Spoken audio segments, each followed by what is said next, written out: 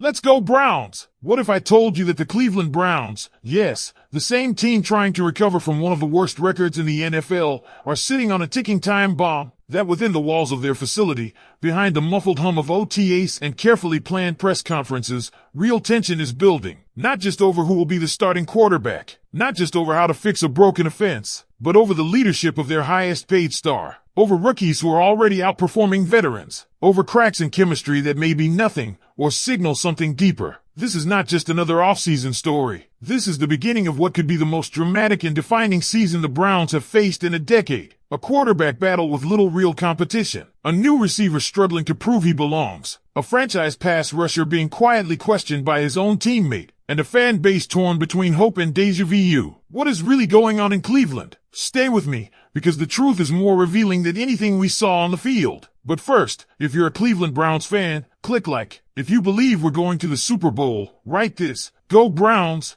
I believe in the Super Bowl this year. Let's get straight to the point. Let's start with what's dominating every conversation among insiders, the quarterback situation. Shedeur Sanders, the dynamic, promising rookie from Colorado, arrived in Cleveland with high expectations and massive hype. But the buzz might be premature. Despite his undeniable talent, reports emerging from the Browns' second OTA open to the media suggest that Sanders has almost zero chance of starting when the Browns take the field in Week 1 against the Bengals. Yes, you heard that right, zero. According to Zach Jackson of The Athletic, Shedeur has looked sharp in practice. When you watch him on the practice field, he's a very gifted thrower, Jackson said. Accuracy, timing, things like that. If he can put it all together, then I really believe he has a chance. That sounds hopeful, until the rest of the quote lands like a hammer. But I don't think we should jump to conclusions. In other words, the flash is there, but trust from the coaching staff isn't, yet. Kevin Stefanski, the Browns head coach, remains tight-lipped about when Sanders might start. For now, Cleveland is leaning on experience and stability. That means 17-year veteran Joe Flacco or the recently acquired Kenny Pickett will likely lead the offense out of the tunnel in Week 1. The rookies? They're probably watching from the sidelines. It is a four-way quarterback competition,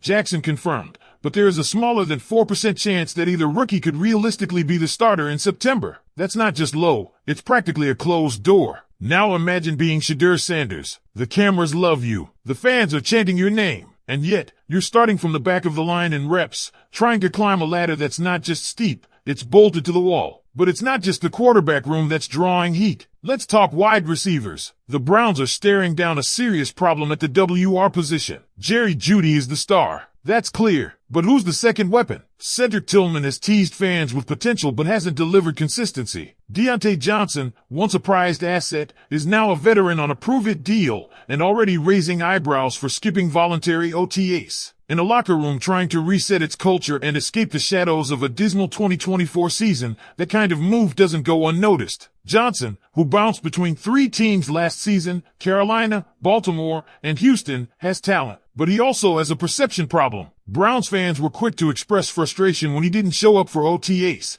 and even if it's technically voluntary, the optics are terrible for a guy trying to prove he still belongs. And just when you think the drama tapers off, here comes Jamari Thrash. The 2024 fifth-round pick from Louisville barely saw action last season, notching only 3 receptions for 22 yards. But with Elijah Moore not re-signed and Jeudy shifting into the slot at times, Thrash is suddenly in the spotlight. According to Zach Jackson, he was first up as the slot receiver in OTAs. That's ahead of veteran DeAndre Carter. Think about that. A rookie with barely any NFL tape is getting first-team reps. That's either an indictment of the veterans or a sign that Cleveland sees something special in Thrash. His college film tells the story: electric yards after catch ability, explosiveness in the open field, and enough twitch to break defenses wide open. If he earns Stefanski's trust, he could be the secret weapon this offense desperately needs. But it's not all offense that's making headlines. Myles Garrett, the heart and soul of Cleveland's defense, is also at the center of controversy. Despite signing a historic 4-year,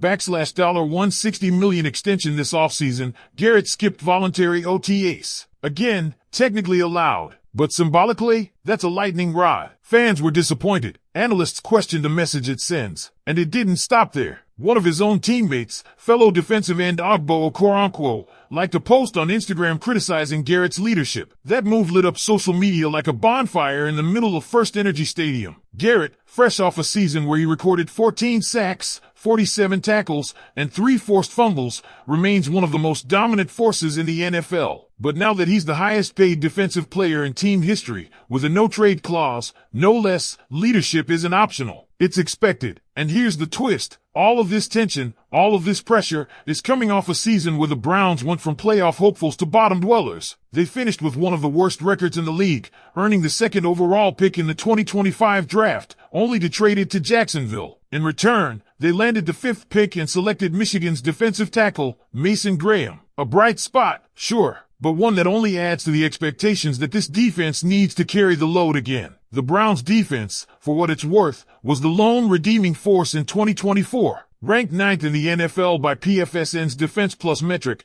they fought valiantly despite the offense's shortcomings. But now, there's no margin for error. Garrett's presence, and more importantly, his leadership, will be under the microscope like never before. So what's next for the Cleveland Browns? Are we witnessing a young team on the brink of a new identity, or are these signs of deeper cracks within the organization? Will Shedeur Sanders eventually take the reins, or will veterans like Flacco and Pickett steer the ship through another mediocre season? Will Jamari Thrash rise from obscurity, or will the receiver woes continue to haunt this roster? Browns fans, we want to hear from you. What do you think about Shedeur Sanders' chances this season? And speaking of things just getting started, this storm brewing in Cleveland is far from over. Let's dive deeper into the layers of drama unfolding inside the locker room, because while the offense fights to find its identity, the interpersonal dynamics on the team's defense could be the hidden spark, or powder keg, that defines their season. The Myles Garrett situation, in particular, is worth watching closely. You don't pay a man $160 million,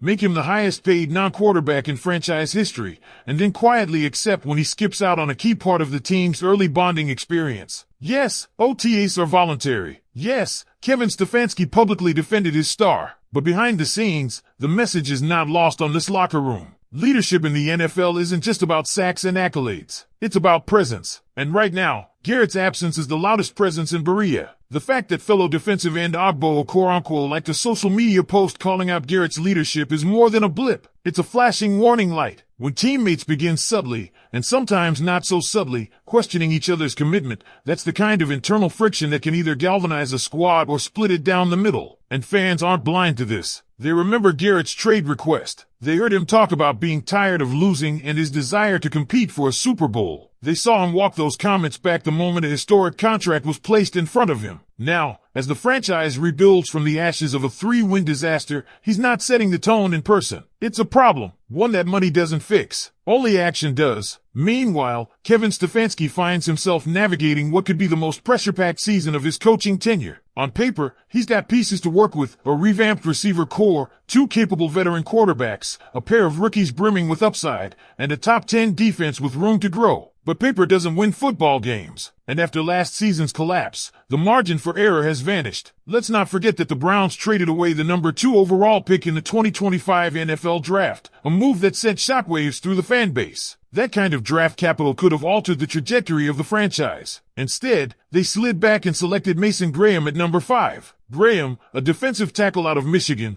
is already drawing rave reviews for his combination of size, quickness, and football IQ. But like every rookie, he'll need time to develop. And time is something Cleveland may not have a lot of. Because in this league, success isn't just measured in progress. It's measured in wins. And the Browns opened their season with a division showdown against the Cincinnati Bengals, arguably one